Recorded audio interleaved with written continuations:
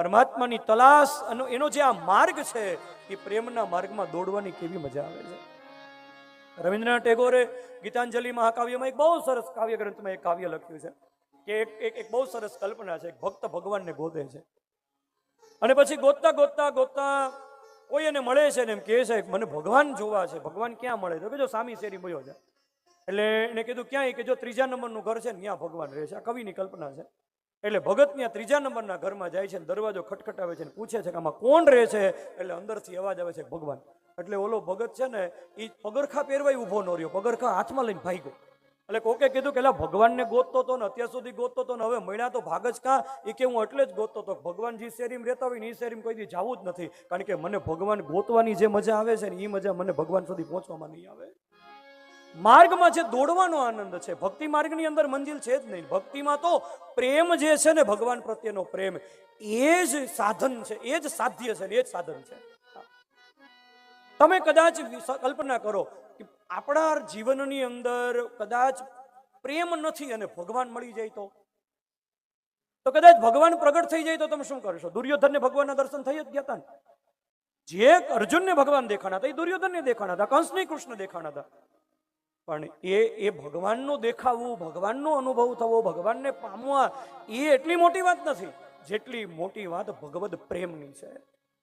રસ્તો તો આવે કે આપણને જીવનમાં ભગવાન પ્રત્યે પ્રેમ હોય, ભગવાન પ્રત્યે અનુગ્રહ હોય. અને એટલા માટે નરસિંહ મહેતાને કહેવું પડ્યું કે પૃથ્વી ઉપર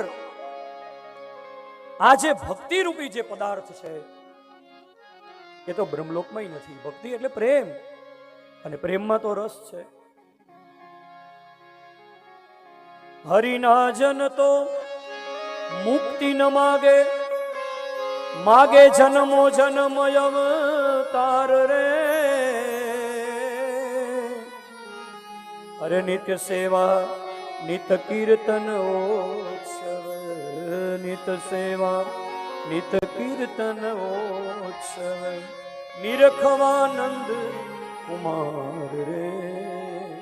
ભૂતળ ભક્તિ પદાર્થ મોટો, ભૂતળ ભક્તિ પદાર્થ મોટો, બ્રહ્મલોકમાં ભૂતળ ભક્તિ પદાર્થ મોટો. પુણ્ય કરી અમરાપુર પાઈમાં તોય અંતે 84 માહી રે. અરે પુણ્ય કરી અમરાપુર પામ અંતે 84 માહી રે. ભૂતળ ભક્તિ પદાર્થ, ભૂતળ ભક્તિ પદાર્થ મોટો, બ્રહ્મલોકમાં નાહી રે.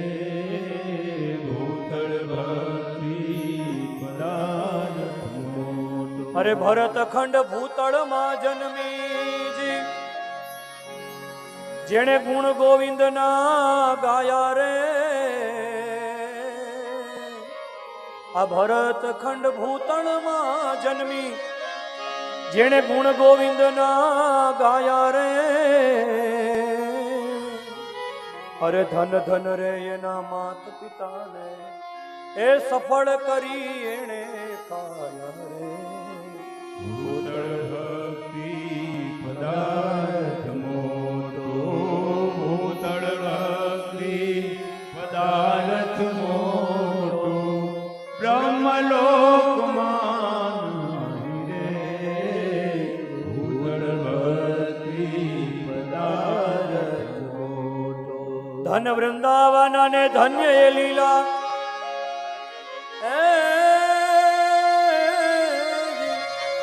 અરે ધન્ય વૃંદાવન અને ધન્ય એ લીલા, અરે ધન્ય વ્રજના વાસી રે.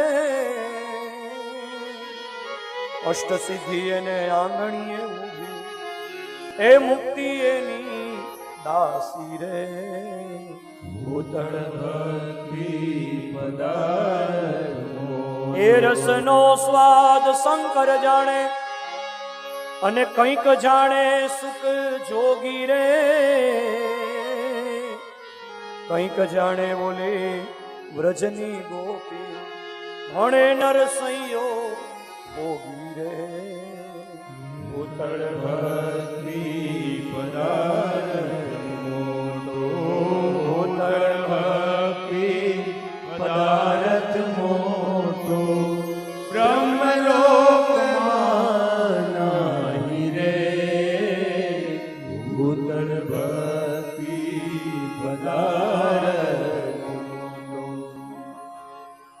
તો જે રસ પ્રેમમાં છે, જે ભક્તિમાં રસ છે, એને પછી મોક્ષની અપેક્ષા ન હોય.